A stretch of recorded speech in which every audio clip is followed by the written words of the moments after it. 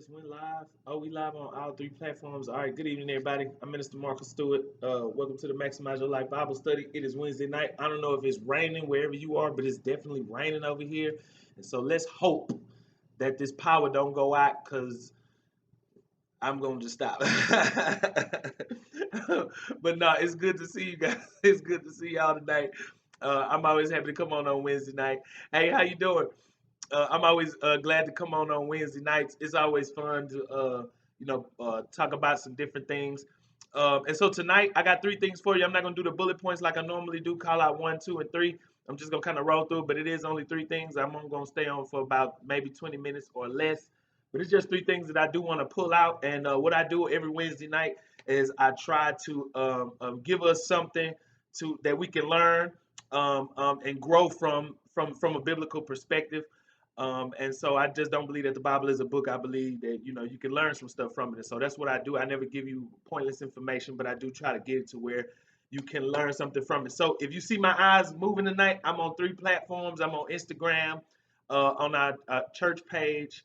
I'm on Facebook on my personal page, and I'm also broadcasting live for our YouTube audience, which will be uploaded tomorrow after it's edited. So before we start tonight, I want to encourage you guys to go follow on YouTube. Our channel is called TGM Television, and I try to upload something for all of the viewers, everybody who subscribes. So go and subscribe right now before we start, or if you remember when we get done, go and subscribe to our YouTube channel. So on the nights that I don't go live on Facebook and Instagram, I am going live on YouTube. All right, and so it uploads at 8:30 every Wednesday night. So with that, guys, I'm going right into it. As you know, we are in the book of First Samuel this whole month. And next month we're gonna be in 2 Samuel. But tonight I'm gonna read 1 Samuel chapter 13, and I'm gonna start at verse 7. I'm gonna start in the middle point of verse 7, and I'm gonna read 7 verses, which is 14. But it's kind of like a story, so I want y'all to follow along with the story, all right? Because I'm gonna pull like three different things that we can learn from it, okay? All right, so 1 Samuel chapter 13, verse 7. Meanwhile, Saul stayed at Gilgal. I started in the middle of verse 7. Meanwhile, Saul stayed at Gilgal. Oh, one more thing before I start. This is Mean Green. It's the New Living Translation. I encourage you to get you a Bible that you can read and understand. All right. Anyway, I'm gonna start back over. Meanwhile, Saul stayed at Gilgal, and his men were trembling with fear.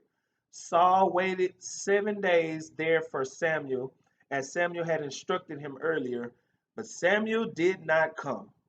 Saul realized that his troops were rapidly slipping away, so he demanded, "Bring me the burnt offering and the peace offerings." And Saul sacrificed the burnt offering himself. Just as Saul was finishing with the burnt offering, Samuel arrived. Saul went out to meet and welcome him, but Samuel said, "What is this that you have done?"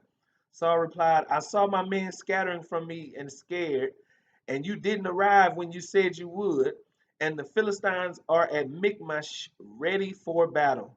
So I said, the Philistines are ready to march against us, and I haven't even asked for the Lord's help. So I felt obligated to offer the burnt offering myself before you came."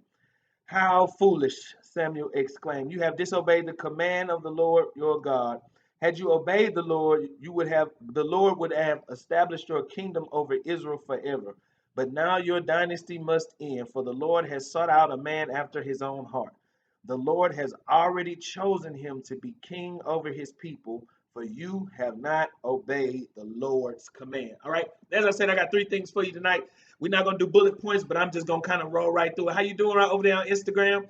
All right, and so tonight I'm gonna start off with Saul. Tonight's lesson is dealing with Saul. Saul is the first king of the nation of Israel. Before that, as you know, last month we were in Ruth. The month before that, we were in Judges. And as you know, the nation before this point were ruled, or they had leaders who were called judges. And so at this point in the nation of Israel, they asked God to give them a king. Up until this point, the nation had been led by judges, but now they asked Samuel to anoint a king for them.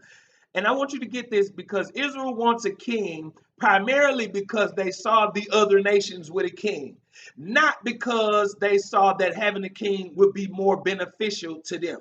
All right, and we rolling right into number one because I don't plan on staying on long tonight. But I want you to get this, that there's a big difference from wanting a thing because you see that it would benefit your life, as opposed to wanting a thing just because you saw something else with it. I don't know about you, but when I was young, I used to get so mad at my brothers. They only want something when they see you with it. They ain't been playing with it. And I fuss at my kids all the time. Why you gonna get mad at him for touching something that you wasn't even bothering? But it's funny, right? It's funny how, grown people, we do the same things. Sometimes we go after things not necessarily because they're going to be beneficial for our lives, right? But because we see other people with them. And I want to stress that, right? Because they were praying as though the king would be a blessing for them. And I would describe a blessing as a benefit, but every blessing also has a burden. And I want you to get that on one side, a blessing is a benefit, but on the other side, there is always a burden. But wait, what makes a blessing is because the benefit outweighs the burden. And I want you to get this. If you have a blessing, it's not because that the blessing don't have a demand, but it's that the benefits greatly outweigh the demand. That's what makes it a blessing. At the point that the burden outweighs the benefits, it's no longer a blessing. And I want to stress that because a lot of times when we ask God for things, we only consider the benefits of the thing, but we don't consider the burden of a thing. And I want to point out before we go into number one that sometimes God doesn't give you what you want because he knows that it's going to be more of a burden than a benefit to you. I know there's some people who were praying for a kid at a very young age, and God didn't allow them to get it. But for me, he allowed me to get it so that I could understand that some things at the wrong time, something given to you too early, is no longer a blessing. Why? Because the burden at that point outweighs the benefit of a thing. You get what I'm saying? And so, but they were praying to God as though a king would be a blessing for them. And God plainly lets them know that a king is not going to be a blessing because it's going to be more of a burden than a benefit. And this is where I'm going with number one. But they still want one anyway. And so the issue is that even in knowing that their desire would be more of a burden, they still wanted one. And I want you to get this right. I want you to get this because for everything that you ask, I want you to understand that every blessing comes with responsibility or a burden, if you will. And sometimes you can want a thing so bad that you overlook how much you have to compromise in order to get it. Sometimes have you ever been there? I don't know if that's just me, but I have wanted things just looking at the benefit, not considering how much of a burden it would be. And because I want it so bad, I didn't consider how much it would cost for me not to get it, but to keep it. And we do this oftentimes because you overlook the reality of having a thing because you're captivated by the idea of having a thing. And I tell people this all the time. Be careful what you pray for. Because what you think you want, you may not actually want. And this is one of the main things I saw about this when I started reading about them asking God to get him a king. And God simply tells them, look, he's gonna want to do this. Y'all gonna have to pay more taxes. He's gonna be more of a burden on y'all, but they still want it anyway. How many times have you in your life, right, thought you wanted something, and instead of God not giving it to you, he gave it to you just to show you that that's not really, come on, not really what you wanted. You end up with the thing, but you end up without the things that you really need. I thought I wanted a certain type of girlfriend, right? I thought I wanted a girlfriend, and God let me get it, and then I realized this girl is not the girl, come on, that you thought that you wanted, right? And I want you to understand that I had the girl, but I didn't have no peace. I had the girl, right, but I didn't have no joy. I want you to understand that sometimes you don't recognize the things that you have to give up in order to get what it is. And when God tells you no, he told you no for a reason. But so many of us, we stubborn, right? We stubborn. We want what we want when we want it, right? And here's the thing: don't compromise the things you need trying to get a thing you don't need. It's different if I look at it and I say this is good for my life. But how many times do we just want things because we see other people with them, and then you get them and you realize that's not really what you wanted? And so they asked God for a king. And here we're moving up to chapter 13 because what they did, they started going to war with a nation called the Philistines. The Philistines. And so what happened was they called out this nation, and they realized that their army was too, they realized that the Philistine army was way bigger than their army. And so in the story, they got scared, they started hiding, they started running. And this is where we pick up in 13. because Samuel had already told Saul, I'm going to meet you at Gilgal in 7 days. And that's what we picked up. Saul gets to Gilgal, and on day 7, because Samuel didn't come immediately in the morning, and he see this big old giant army coming against him, and he see they don't have no squad. What happens? He makes a hasty and anxious decision. Instead of waiting for Samuel, Saul takes it upon himself to do the sacrifice himself. The problem with Saul doing this is that the priest was supposed to make the offering and nobody else. So the way that they did it was you could bring the offering, but you can't make the offering yourself, right? They had to do all these different types of, the priest had to do it. And so I want to point out, right, that Saul had the right thing in mind. He did the right thing in wanting God to go into battle with them, but he did it the wrong way. And I want you to hear me when I say this. Sometimes it's not what you do, but it's how you do it that makes all of the difference. It's not what you do, but it's how you do it that makes all of the difference. You can be doing the right thing as Saul was, but go about doing it the wrong way, and it still turns out messed up. And this is what I try to get people to understand. There is a way to do everything. And if you know anything about law, you can't just go down to the courthouse and say you want to do this or you want to do this. But you have to do what? Submit the right kind of paperwork. You have to have the right type of paper trail. And I want you to understand that in life, it's not just what you do, but it's how you do it that makes the difference. But what I want to emphasize, right, is that Saul allowed the pressure of the circumstance to push him into making a hasty and anxious decision. And I want to stress that. I want to stress that because so many times we make mistakes. Not because we don't know better, but because in the pressure point of the situation, we make a hasty decision. How many times have you made a stupid decision because you felt pressured into doing it? And I want you to get this, that you cannot allow the pressure of your situation to push you to make a decision that's going to force you out of character. And I try to tell Christian people this all the time. Look, it is not the fact that you go to church and that you love God. Don't tell me that you're a Christian while you're in church. I don't want to hear that while you're in church. But show me you're a Christian when pressure hits your life and you respond in the right kind of way. Because a lot of times what we do is we love to call ourselves Christians while we at church, right? We love to say that we Christians, and we love God. We love to say that while we in church. But when the pressure hits your life, right, your character don't show that you're a Christian. And here's my thing, that Saul allowed the pressure of his situation force him into making a decision. And I want us to understand that we cannot allow the pressure of situations to help to make us move or act out of character. But here's the thing, you have to learn to move and act with patience while dealing with the pressures of life. And I think that that's all about character. And this is why I stress on Wednesday nights, because your walk with God is not here so much for your outer man, but it's here for your inner man. It's here to build you up. It's here to grow you. It's here to mature you from the inside. And I try to get people to understand this, that what God wants to do is he wants to mature you on the inside and give you inner strength. God's work is to build your inner strength, your inner character. Anybody can be a good person while the situation is calm. But here's when I can tell whether or not you've been walking with God. When the pressure hits, when the pressure is applied in your life, what is your character then? Like, what is your attitude like then when pressure happens in your life? When things come upon you and it seems chaotic in your life, what is your character like then? And this is when my Christian character kicks in. This is when my faith kicks in, when adversity happens, but I'm still able to maintain the right kind of perspective and the right kind of disposition. I try to tell people this all the time. You can dress up in a suit all you want to, and your suit can be fly.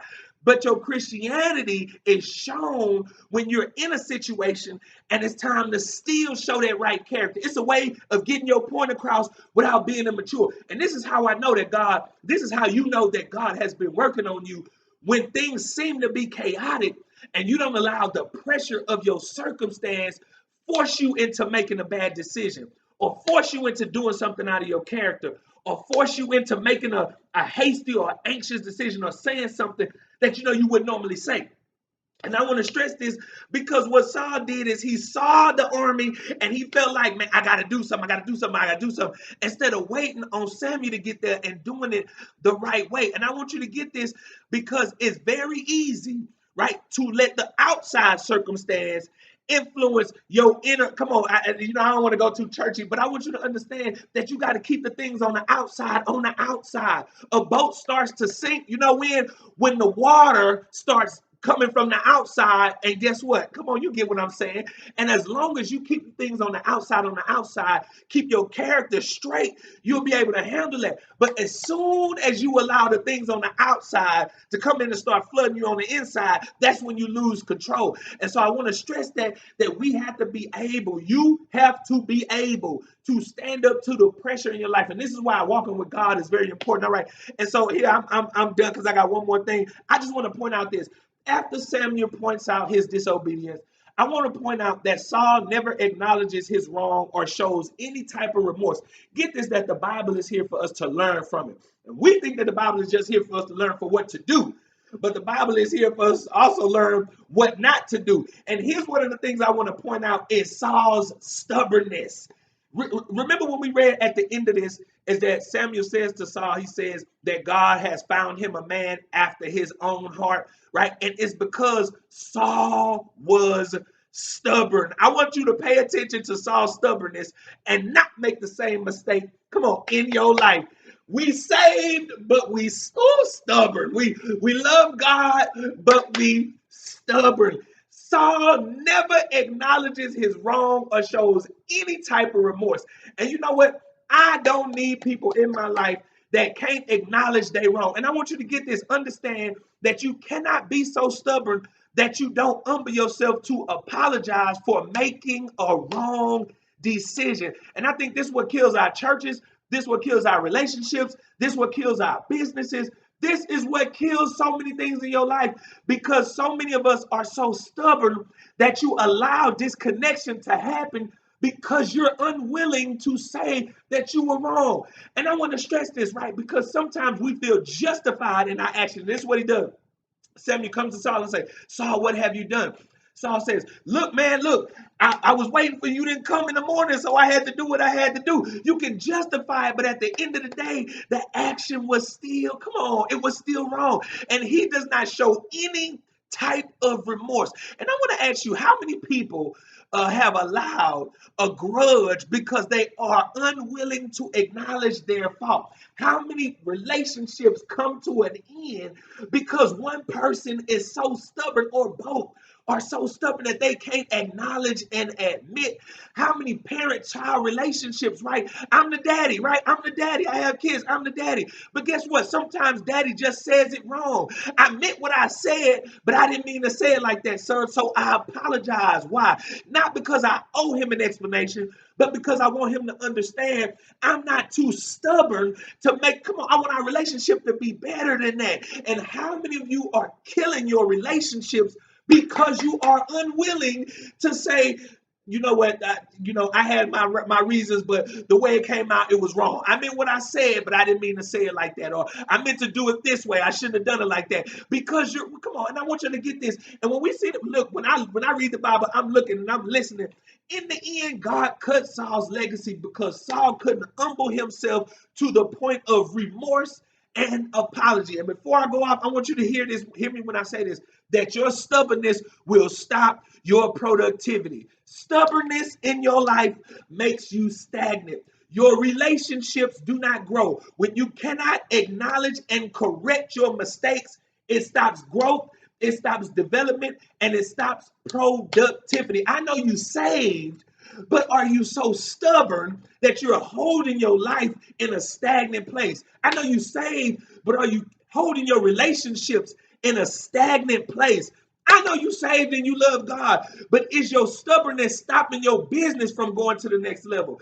Is your stubbornness stopping your relationship, your marriage from going to the next level? Is your stubbornness, and I want you to hear me when I say this, when you don't acknowledge and correct your mistakes, the mistakes are just like a big blockage in your productivity road. And so many of us are living our lives stuck because we're so stubborn that we cannot acknowledge and correct our mistakes. And so I want you to get that tonight. Come on, stop being stubborn. Come on, say, I got to stop being stubborn. Stop being stubborn, and you'll see that things will begin to progress. But don't let the disconnection happen because you are unwilling to acknowledge and correct your mistakes. So with that, guys, that's all I got for you. I'm at 20 minutes, as you can see, and I don't like staying on long on Wednesday nights, but I thank all of y'all for tuning in. Listen, get this.